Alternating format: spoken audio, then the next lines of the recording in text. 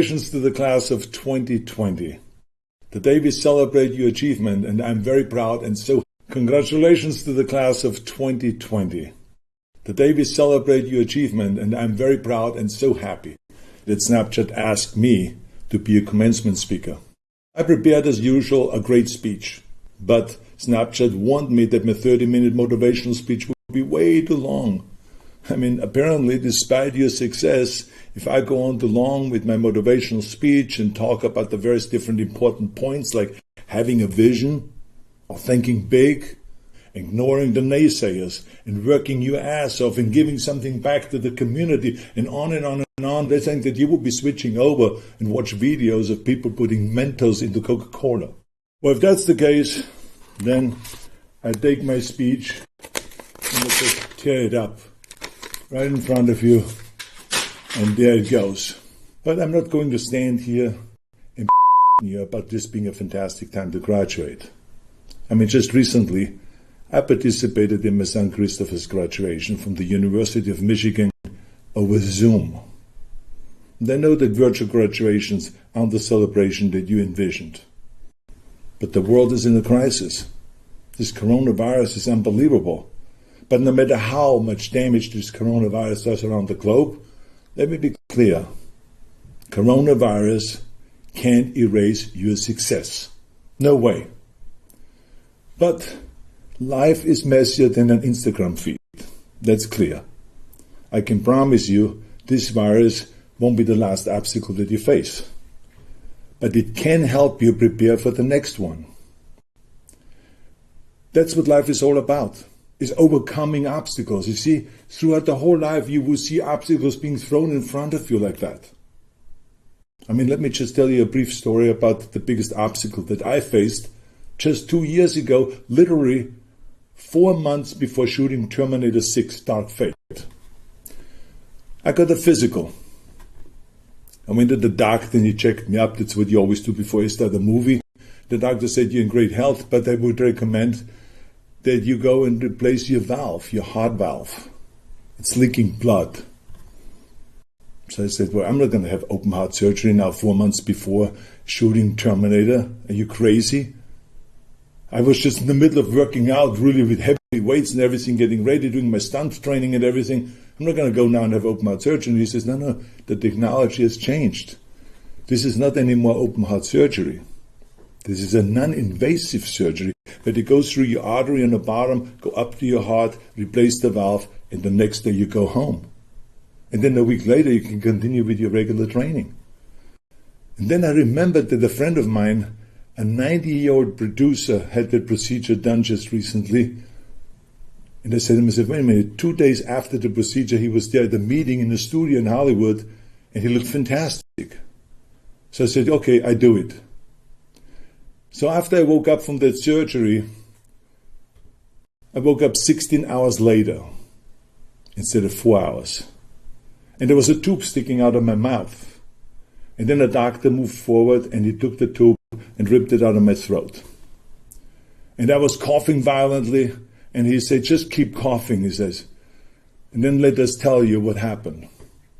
So then he told me that they had to do an emergency surgery, that something went wrong during this kind of non-invasive procedure, and then it became very invasive.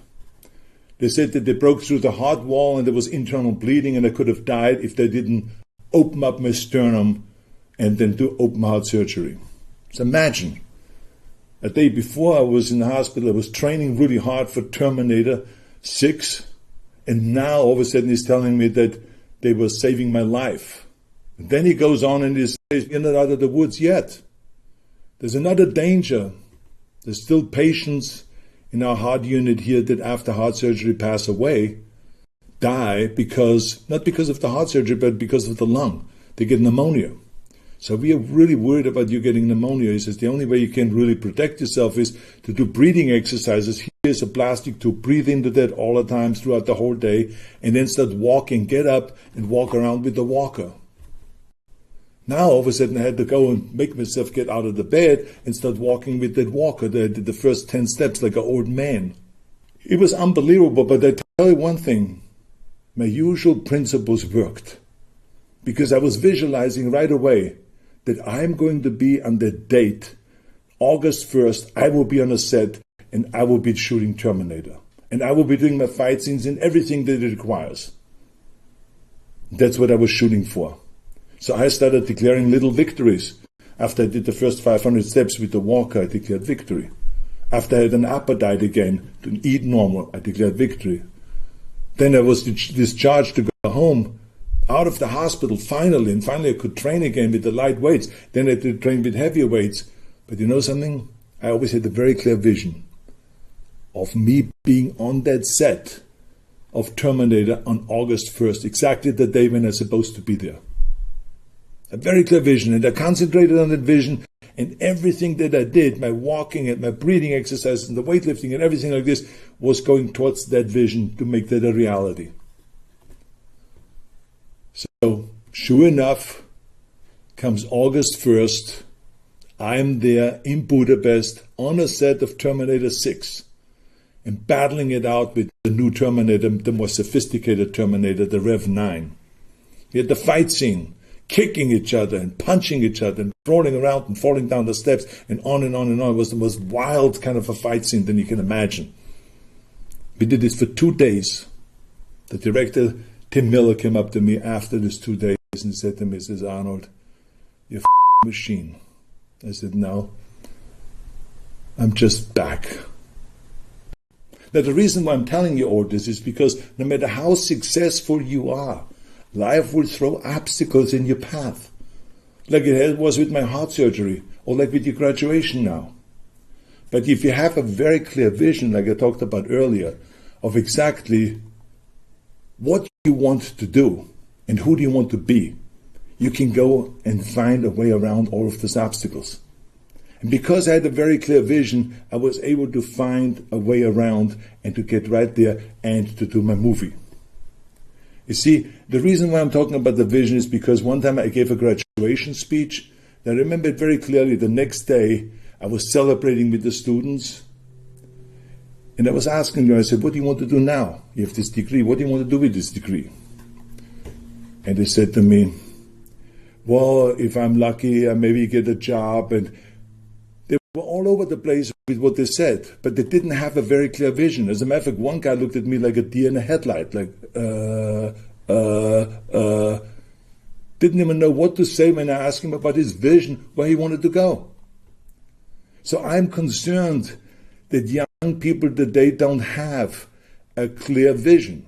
And that's a real problem because, you see, in America, we did a poll, and 70% of the people were not happy with their job, what they were doing during the day or at night.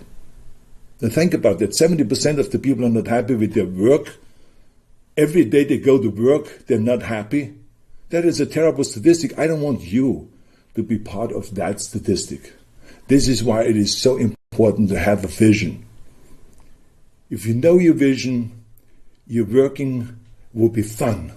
You see, when you have a vision, then it's not a grind anymore to go towards your vision and the work that you're doing. And this is why people ask me all the time, I said, Arnold, we saw you in Pumping On, and we saw you smiling all the time and being happy.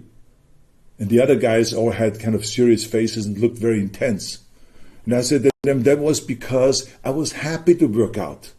I smiled because I was looking forward to every 500-pound squat, every 700-pound deadlift, every crunch, every chin-up, every curl, every squat, everything.